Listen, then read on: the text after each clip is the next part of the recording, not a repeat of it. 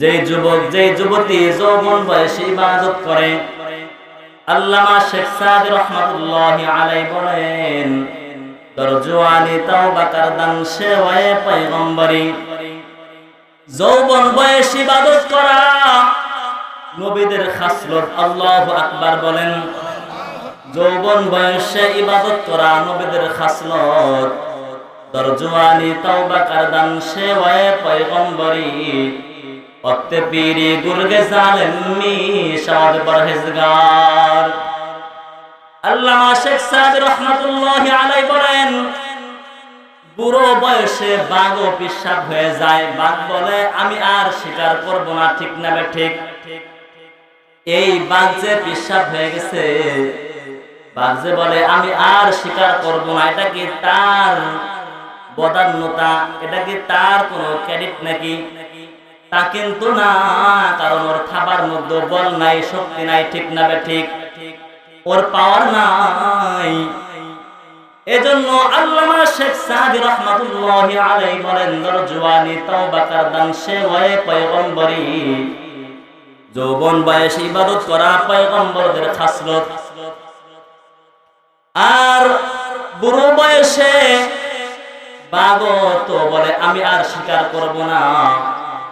বুড়ো বয়সে যদি আমি আর আপনি মসজিদের প্রথম যদি মুসাল্লা দখল করি, এতে আল্লাহ তাআলা তত সন্তুষ্ট হবেন না যত সন্তুষ্ট যুবক বয়সে ইবাদত করলে হবে, ঠিক না ঠিক? এই কারণেই আল্লাহর পয়গম্বর অফার দিয়ে দিলেন, এই যুবকরা, ওয়াশাবুন নাশা ফি ইবাদাতি রাব্বিহি, যৌবন বয়সে ইবাদত করবে। ওয়ারাজুলুন তাআল্লাকুন ওয়ারাজুলুন মুআল্লাকুন কলবুহু ফিল মাসাজিদ, যেই লোকের অন্তর সব সময় মসজিদের সাথে লেগে থাকে। আল্লাহু আকবার বলেন। সব সময় মসজিদের সাথে লেগে থাকে।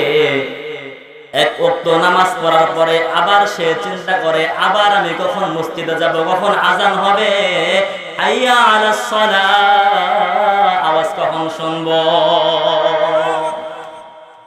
এই আবেগ, এই অনুভূতি যার মধ্যে আছেন, আল্লাহর পয়গম্বর বলেন, ওই লোককেও আল্লাহ তাআলা আরশের ময়দানে আল্লাহ পাক রব্বুল আলামিন সুন্দর করে ছায়ার ব্যবস্থা করিয়া দেবে।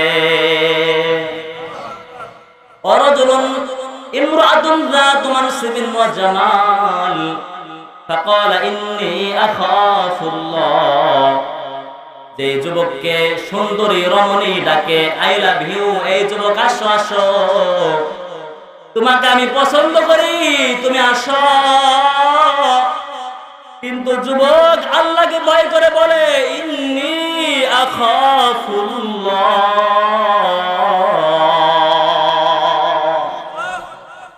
যুবক বলে, ও বোন, আমি তোমার কাছে যেতে পারবো না, আমি একজনকে ভয় করি, তিনি কে?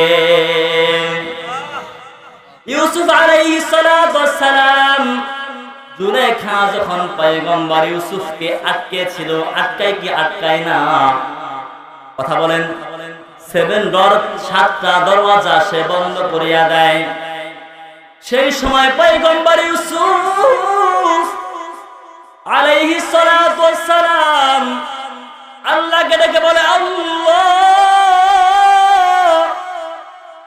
এই জমিনের সাহায্য আমার উপর নাই, একমাত্র সাহায্য করতে পারো তিনি একজন, তিনি কে? ও মালিক, তোমার উপরে ভরসা করে আমি দৌড় লাগাবো, আমার কাজ শেষ হবে। ও রব্বে কাবা, তুমি আমার দরওয়াজাগুলি একটা একটা করে খুলিয়া দাও। পয়গম্বর ইউসুফ আলাইহিস সালাতু ওয়াস সালাম যখন বাহিরে বের হয়েছেন, দেখেন তার মনিব জুলাইখার স্বামী সেখানে দাঁড়ানো। এবার জুলাইখা বলে, স্বামী গো, তোমার স্ত্রীর সঙ্গে যে লোকটা আকাম কুকাম করতে চায় তার শাস্তি হওয়া দরকার। নাউজুবিল্লাহ। ও মুসলমান, সেই সময় পয়গম্বর ইউসুফ আলাইহিস সালাতু ওয়াস সালামের সম্বন্ধে কোন বড় মানুষ, জ্ঞানী মানুষ কিন্তু আজিজে মিসর জুলাইখার স্বামীর সামনে কিন্তু সাক্ষী দেবে না। দিবে? বড় মানুষ দিবে? রাষ্ট্রপ্রধানের সামনে আমি সাক্ষী দিয়ে আমি আমার কল্লা উড়াবো? আছে না? ভয় আছে না নাই? দেখেন আল্লাহ তাআলার কারিশমা, এই কথাটা বোঝানোর জন্য আমি এখানে ঢুকছি। আল্লাহ তাআলা যে আমার সাথে আছেন, আপনার সাথে আছেন, সাহায্য করবেন, করতেছেন, করবেন কি করবেন না, এই কথাটা বোঝানোর জন্য আমি এখানে ঢুকছি।